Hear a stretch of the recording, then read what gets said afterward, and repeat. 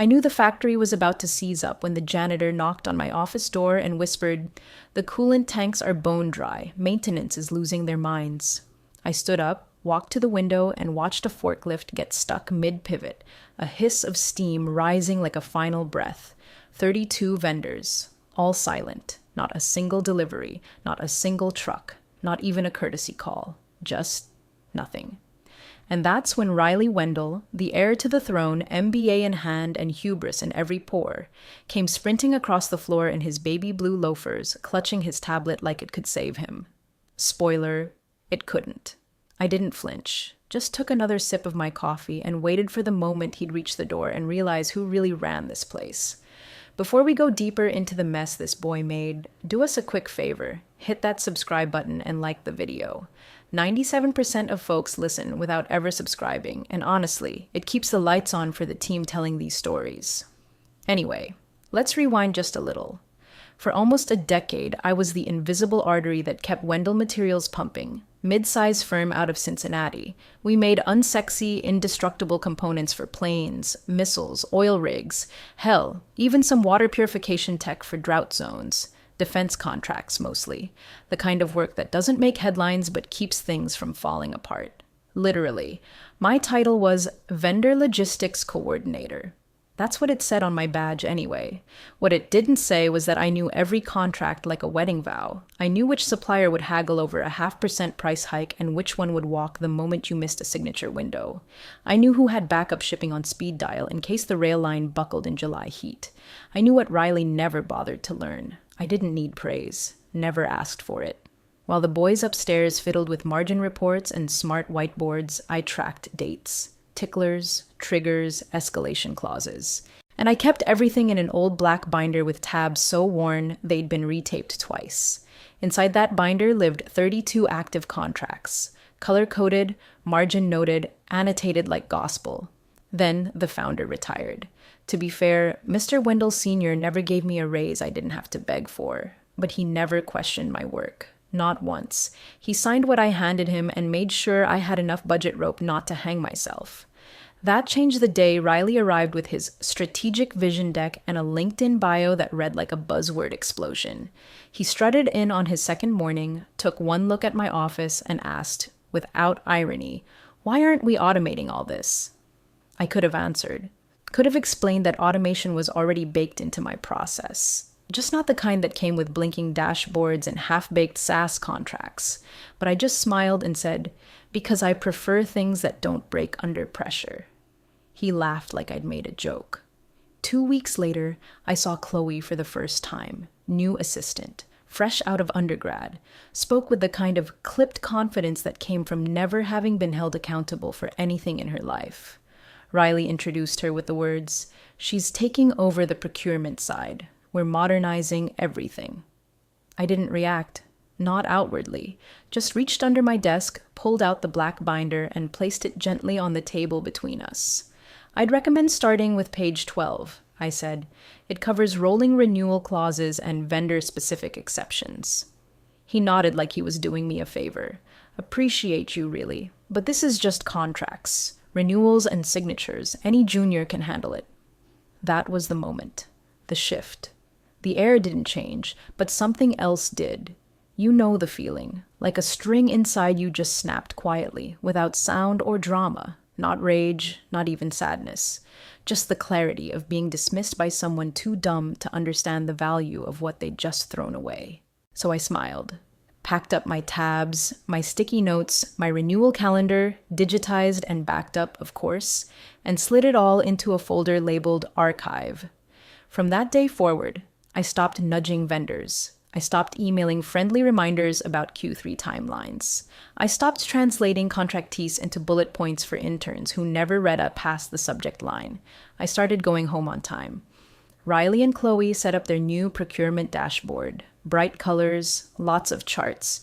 Riley called it Procure 360 and made a little launch event on Teams. They sent a mass email with the subject, "New Era, New Efficiency."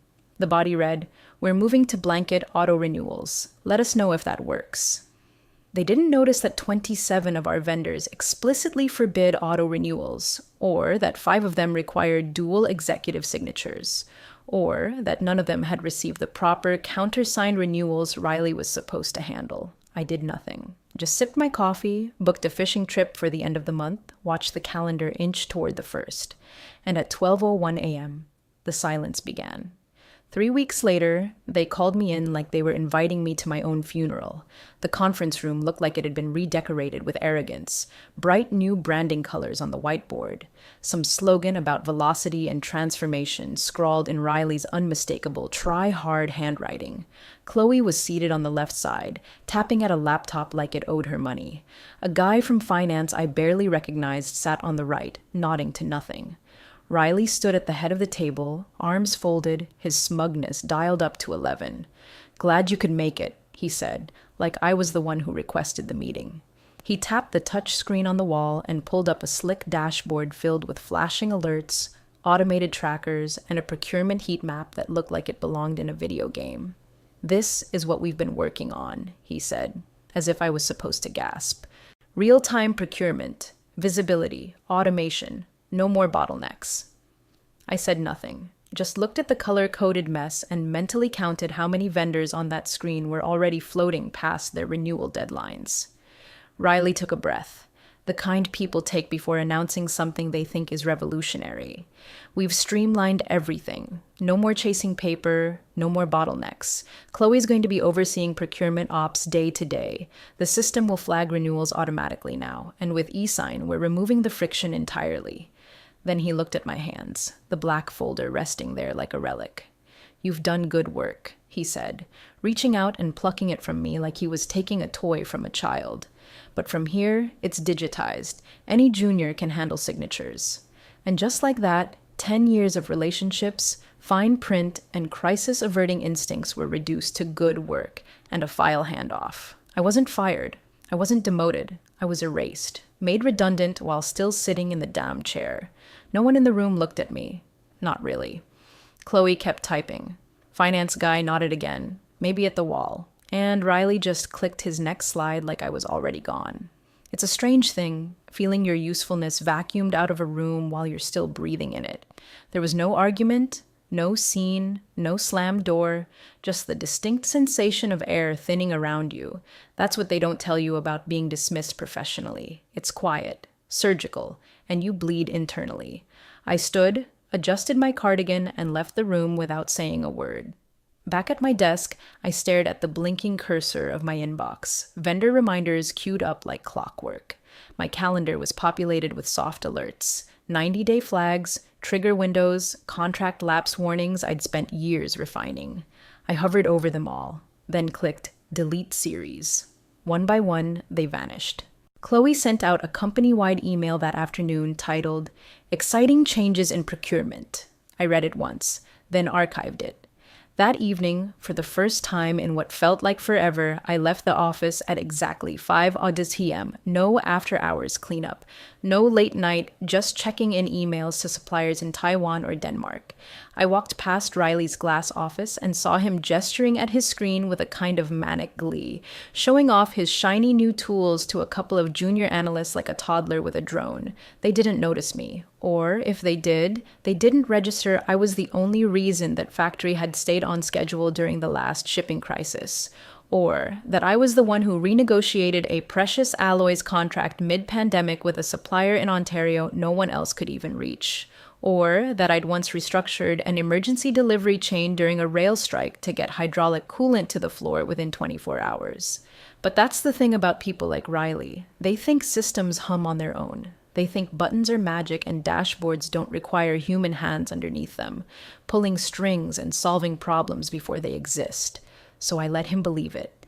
Let them all think their system was enough. And I waited, because what they didn't realize, what they never even bothered to learn, is that every contract I'd ever written had one thing in common: no renewal, no delivery. I knew the first of the month was coming. I knew which vendors required 60-day written notice and which ones had 90. I knew which ones would snap shut the moment their clause was ignored. But I said nothing. I just went home, made dinner, slept, let the clock tick. let their digital dream count down to the moment silence would arrive. The inbox purge felt like a funeral. Each deleted flag, every cleared reminder, it was like erasing years of muscle memory. But I didn't hesitate. I hovered, I clicked, and I let it all go. The silent rhythm of responsibility I'd followed for a decade was over. My job still technically existed, but the pulse was gone. I wasn't going to babysit the children who'd taken my tools. Vendor X needed a counter-signature by the 27th to maintain delivery of industrial sealants. Bye. Vendor Q required a call confirming rolling term adjustments on the 29th. Bye.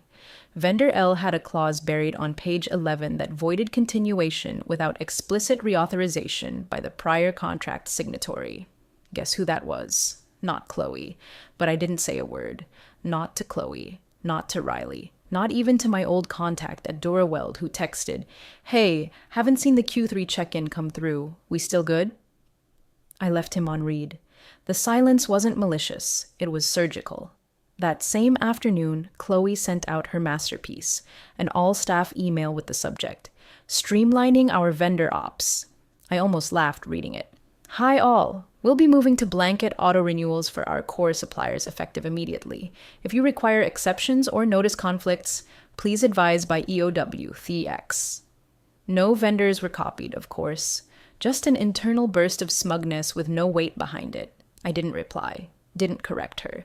Didn't lean over her cubicle wall to explain that blanket auto-renewals weren't legally enforceable in nearly a third of our active agreements and flat out violated the terms in 9. She didn't know because she never read the folder. Riley didn't care because he thought streamlining meant ignoring complexity until it exploded. Instead, I closed the email, took a deep breath. Then I clicked on a different tab and opened the weather forecast for Lake Norris. By the end of the day, I'd booked a small cabin and a fishing charter. 3 nights, off-grid. No reception, no Wi-Fi, just me, a boat, a quiet lake, and enough bourbon to forget the word dashboard even exists. The best part? I didn't have to file PTO. No one asked. No one noticed. I'd been erased so smoothly they forgot to track whether I still showed up. Back on the floor, the factory hummed with that oblivious pre-storm calm. The line workers did their jobs. Shipments still rolled in. The early orders, contracts I'd already renewed before Riley's little coup, kept everything afloat for now. But I knew when the bleed would start. I knew which deliveries were set to stop first, which systems would choke without their replacement parts, which clean rooms would lose pressure when the filter shipments stopped dead. I could see the threads. The whole place was woven together in my mind like a living map, and I could see exactly where it would tear. No alarms, no raised voices, not yet. Just the smug shuffle of overconfident middle managers and underqualified assistants, clicking through contract dashboards they didn't understand. I remember one of the new hires, Tyler, I think, poking his head into Chloe's office and saying, "Hey, does procurement still track supplier tiering or is that automated now?" She didn't even look up. "It's all in the system," she said, waving a hand at her screen. "We just trust the calendar." That was the moment I stopped looking at the calendar altogether. I made peace with it, suppressed the irritation, let go of the insult. I told myself, if they want to learn, they'll learn the hard way. If they want automation, they can have it. I'll be gone by the time the lights flicker. By the 29th, I had my bags packed. Left a sticky note on my fridge that read, "No signal, back Tuesday." The morning of the 30th, I walked into the office one last time before heading out. I wore jeans, no makeup, didn't bring my laptop. Just walked past Chloe, who didn't even notice me, and Riley, who was arguing with someone over Bluetooth about a metrics KPI. I left a printed page on the shared printer. It wasn't addressed to anyone. Just a list of contract IDs with the words "Renewal Deadline Exceeded" stamped in faded red ink across the top. I knew no one would read it. Then I left. Drove until the reception bars vanished. The lake was quiet. Cold air, clean water, nothing but the rustle of trees and the occasional tug of a line. I didn't think about the office once. Not until I checked my phone on the night of the 1st and saw 43 missed calls. Then I smiled. Just once. They'd finally opened the folder. Too late. The factory didn't explode. It just stopped. Quietly. Like someone had yanked the plug out of the wall while everyone blinked. On the 1st of the month, it began with a missed pallet. No one noticed. Then came the coolant. No tanks delivered, no call ahead. Still, nothing dramatic. The floor manager radioed receiving, who radioed procurement, who shrugged. By 10:17 a.m., the hydraulic fluid shipment was officially flagged as MIA. 10 minutes later, a line supervisor walked into Chloe's office holding a clipboard like it was radioactive. She laughed it off. It's probably just a routing error. The system says it's processing. But the system wasn't processing. The vendors were, and they were done being ignored. The first call came in at 11:06. It was our metal supplier, Wellspring Alloy, been with us since 2013. The guy on the other end didn't yell. He didn't need to. He just read one line to Chloe like he was quoting scripture. As per clause 5B, absent written renewal, vendor ceases fulfillment. She blinked. I'm sorry. Clause what? He sighed. The agreement we've used for 12 years. The one that requires a 90-day renewal notice. It lapsed last night. She put him on hold, then forwarded the voicemail to legal. Legal, doing what legal always does when someone spills red ink across the table, kicked the can. And that can land it in my inbox. Hi, the message read. Can you clarify the vendor renewal terms for Wellspring? This seems urgent. CC Riley Wendell. BCC. Probably some poor associate 3 weeks into a burnout spiral. I didn't reply. Just marked it as read, because I had. Years ago. Page 6, clause 5B. Written renewal or we go dry. By 1:15, someone finally noticed the resin shipments had also stopped. That was when Chloe started clicking harder, like slamming the keys would produce a delivery. Then came the emails. One after another, red alerts in inboxes, pings on Teams, Slack channel melting down, legal now emailing me directly. Are these renewals documented somewhere else? Was there an error in the system transfer? There was no error, just absence, a vacuum where diligence used to be. At 3:07 p.m., Riley kicked in my office door like he was the sheriff in a spaghetti western. He was red-faced, sweating under his designer blazer and holding a printed spreadsheet like it had personally betrayed him. Why didn't you say anything? He barked. I looked up from my lunch. Calm. Cold leftover pasta eaten with the kind of serenity you only achieve when you've already buried the body. I offered him coffee. You look tired. Don't play games, he snapped. Why didn't you warn us those contracts were expiring? I gestured to the credenza behind him. A neat line of labeled binders. Years of contracts. Printed, signed, dated. My handwriting still in the margins. I did, I said. Just not in the way you wanted. He made a sound between a growl and a scoff. We need to fix this. Now. I raised an eyebrow. Did the dashboard not catch it? That one stung. He flinched, then covered it with bluster. Okay, look, some of these vendors are being unreasonable. They know we're transitioning systems. They should have given us a grace period. They did, I said, last quarter, when they reminded you in writing, twice. He sank into the chair across from me like his knees had finally given out. Chloe barged in seconds later, pale and trembling. Maintenance just reported a full coolant failure on line 3. If we don't get a delivery by morning, we'll have to suspend the entire run. I didn't say a word. Riley looked at me like I had a lever in my hands, and he just realized I might not pull it.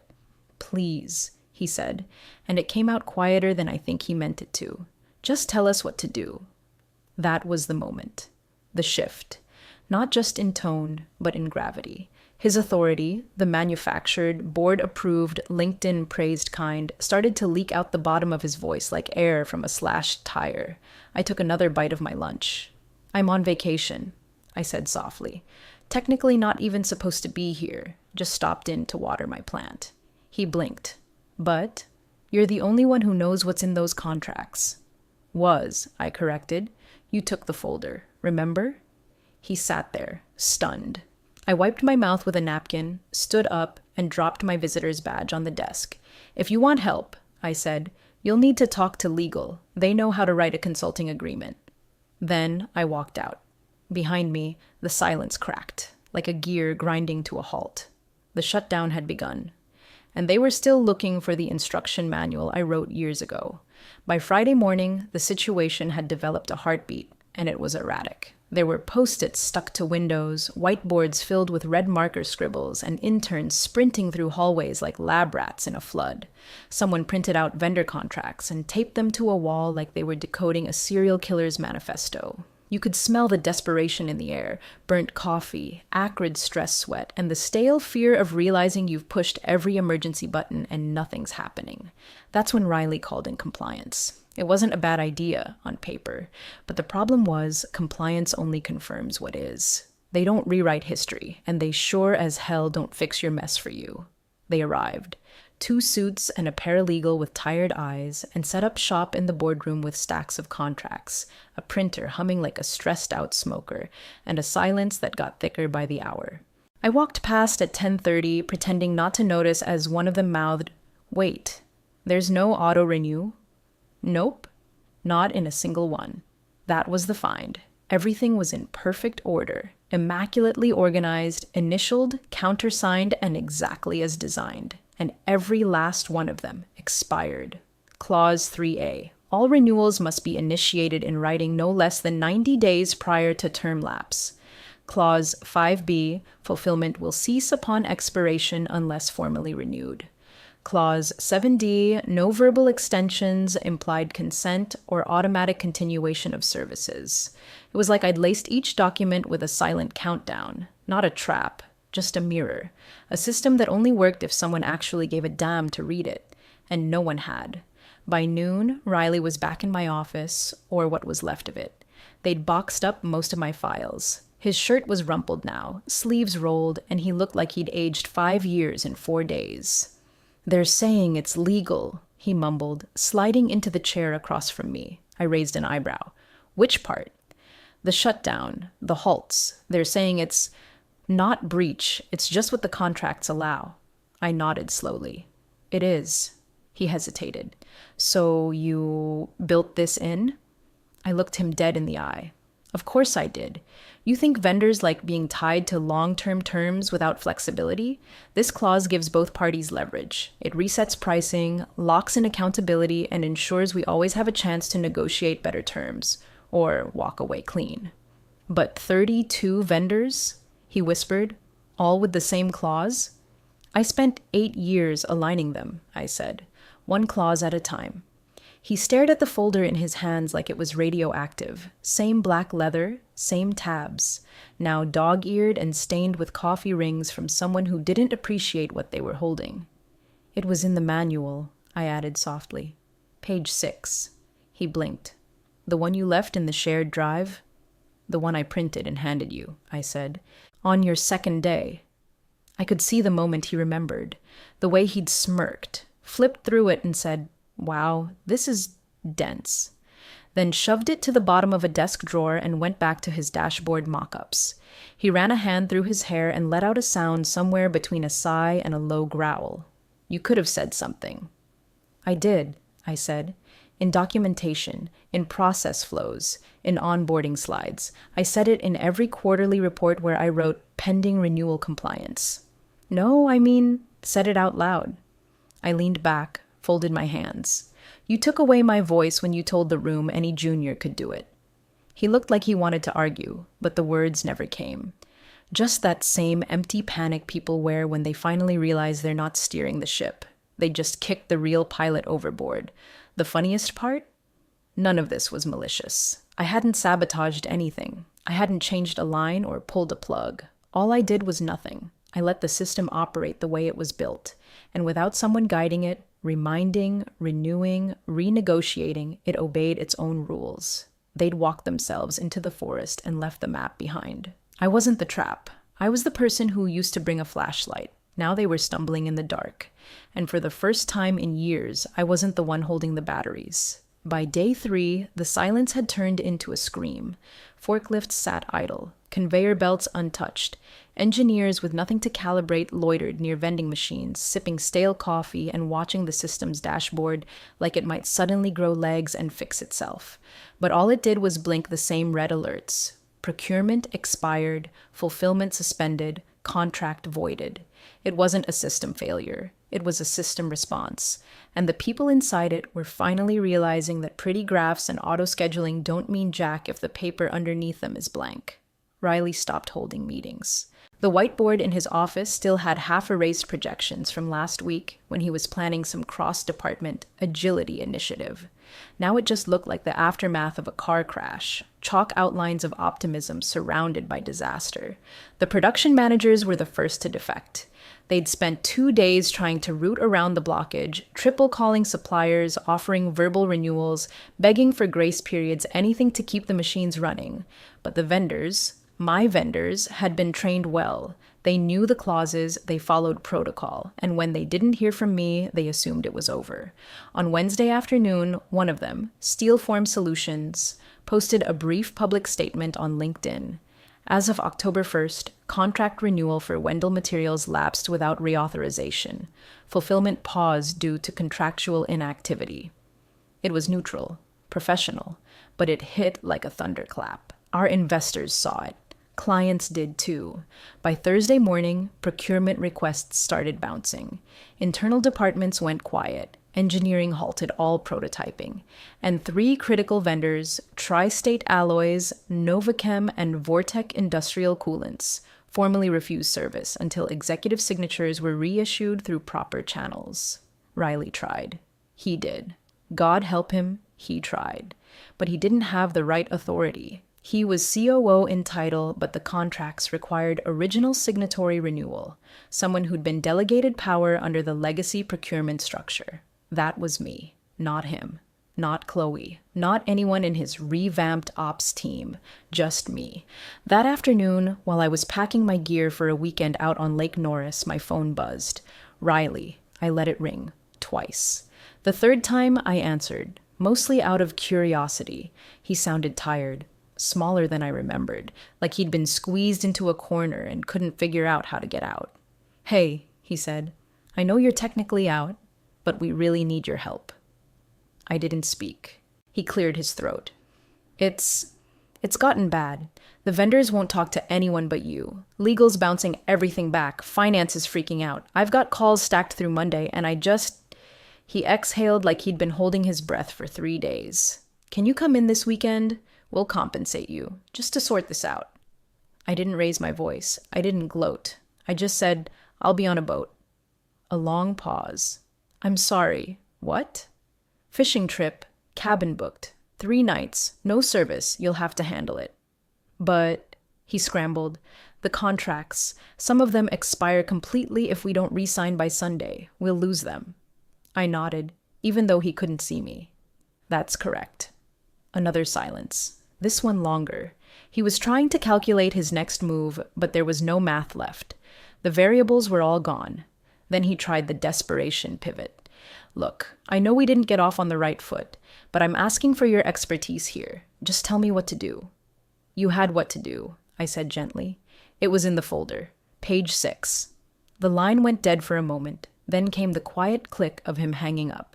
Not in anger, just in exhaustion. He understood now. It wasn't that I'd taken anything from him. I hadn't hoarded power. I hadn't sabotaged systems. I hadn't locked anyone out. I'd just stopped carrying the weight he assumed didn't matter. And when I let go, it didn't fall. It just floated away, because gravity, it turns out, had always bent toward me. That night, I drove out of the city. No music, just the steady hum of tires on highway and the soft buzz of my thoughts. When I reached the cabin, I left my phone in the glove box. Let them panic. Let the dashboard blink itself blind. I was done fishing for validation. Now I was just fishing. Monday morning, I pulled into the parking lot like I hadn't just watched this place unravel from the safety of a fishing dock.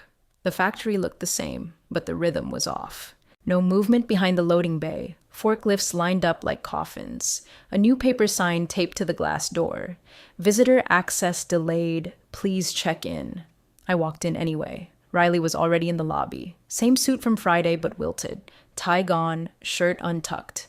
His phone was plugged into a wall socket like it was gasping for life. He stood when he saw me, eyes bloodshot, voice cracked. We need your help. I didn't say anything at first, just looked at him, really looked at him. The MBA sheen had worn off. The corporate buzzwords had evaporated, and underneath, there was just a kid who thought leadership meant speaking louder, not listening better. He started to say something else, but I stopped him by reaching into my bag. I handed him a copy of the vendor schedule I'd archived before they tossed the folder. 32 vendors, color-coded, annotated with margin notes. It was printed on thick paper, the kind that doesn't crumple under panic. I'd even highlighted the time-sensitive clauses. Page 3, I said quietly. You've got until 5 p.m. before the nitrogen supplier adds a restart surcharge. His hands shook as he took it, like holding the past and future all at once. Then I walked past him. Not to my old desk. It had been reassigned anyway, but down the hall toward the boardroom. Word must have spread that I was back. Not officially, not on any schedule. But people noticed. Heads turned as I walked by. No applause, just stillness, like watching a pressure valve ease open. In the boardroom, 3 directors were already seated, along with Donna from legal and Mark from risk. They didn't ask why I was there. They just made room. I pulled out the same manual I'd written years ago, Vendor Lifecycle Policy version 4.2, printed, signed, time-stamped. Riley's name wasn't on it. His father's was. Dana flipped through the pages, nodding. Mark started typing. The chairman arrived 10 minutes later. The founder, Mr. Wendell himself. Slower now, grayer, but still sharp-eyed, still quiet enough that a room stopped breathing when he entered it. He didn't greet me, just nodded once, then looked at the others. Where are we? I laid out the renewal map. Which vendors could be salvaged, which were already lost for the quarter, which contracts required executive signatures with embedded verification IDs only I held. I spoke plainly. No fluff, no blame, just the facts. They listened. All of them. When I finished, there was a long silence. Then the chairman asked, "Was any of this documented?" I slid the folder forward. Section 3, Subsection D, Renewal Failure Escalation. It's all in writing. He opened the folder and there it was. His own initials on the original approval. 7 years old, still binding. No one said a word. No one had to. This wasn't vindication. It wasn't revenge. It was necessity. Plain and heavy. Riley knocked on the boardroom door an hour later. He stepped in, saw the folder in his father's hands, saw me sitting at the table, and said nothing. He didn't look angry, just hollow, like a man who'd finally found the brake pedal after sailing through 3 red lights. I didn't gloat, didn't smile, didn't ask for anything. I simply turned the page and kept talking. Because we weren't done yet. The system could still be salvaged, but only if someone who actually understood it picked up the tools again. And I wasn't going to do it for the title, or the corner office, or some head of operations ribbon. I was going to do it because no one else could. Not anymore. The emergency session was called for 4 p.m., but by 3:45 the boardroom was already full. Legal, risk, finance, operations, even a liaison from our largest defense client, which told me the fallout had gone well beyond our walls. The founder sat at the head of the table, same seat as always. He didn't speak. He didn't frown. He didn't offer condolences or praise. He just looked at me with those stone-gray eyes that had once skimmed every contract I'd ever handed him without a single complaint. That same quiet trust now hung in the room like a weighted blanket. I brought everything. A complete rundown. Vendors by urgency, recovery options by clause, renegotiation thresholds, and critical red lines missed. 32 names, 8 non-recoverables, 5 with full shutdown implications if not addressed by Friday. I didn't dramatize it. I didn't soften it. I just laid it out like I always had. Clean, factual, complete. When I finished, the room was quiet. No questions, just a slow exhale from someone in finance. Then Mr. Wendell finally spoke. Was any of this in writing? I didn't blink. I slid a thick packet across the table. Heavy cardstock, bound, tabs by category, on top. My initials, the year, and a copy of the original approval page, his signature right beside mine. He took it, flipped to the tab marked Renewal Protocol Structure, and nodded once. That was it. No dramatic speeches, no slamming fists, just gravity. Riley was seated near the window, hunched small in his chair, watching everything but saying nothing. His voice, the one he used to fill meetings with jargon and slogans, had gone quiet, Like even he knew the performance was over. He'd been the loudest voice in the room for months. Now he couldn't look me in the eye. Mr. Wendell didn't even turn to him when he said it, just addressed the room. Until this audit is complete, Riley's executive authority is to be temporarily limited, operational signatures to be suspended. Compliance review will determine resumption. Nobody objected. There was a pause. Then he looked at me. Direct. Clear. I want you to restructure procurement. It wasn't a question. I sat still for a beat, letting it settle. Then asked, on what terms? Yours, he said. This company can't run without you. It never could. It wasn't flattery, it was just truth, and it landed like a gavel. I nodded once. Then I want full access to contract archives, internal autonomy on renewal cycles, direct board reporting, and a clean slate. No more dashboard experiments on critical infrastructure. Done. Dana from legal added quietly, we'll amend the governance protocol to reflect the change, effective immediately. And just like that, the scale tilted back, not with a bang, not with revenge, but with weight, returning to where it always should have been. Riley still hadn't moved.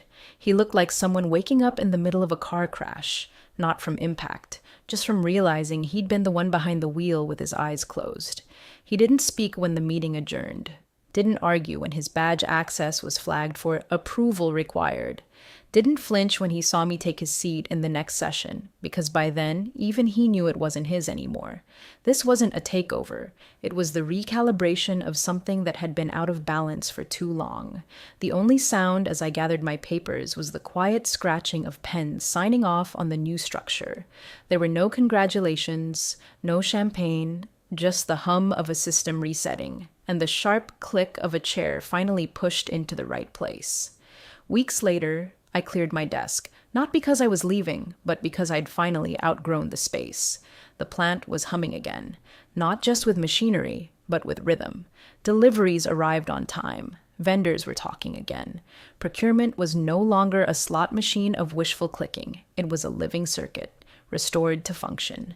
My new badge read, Vice President, Continuity and External Partnerships.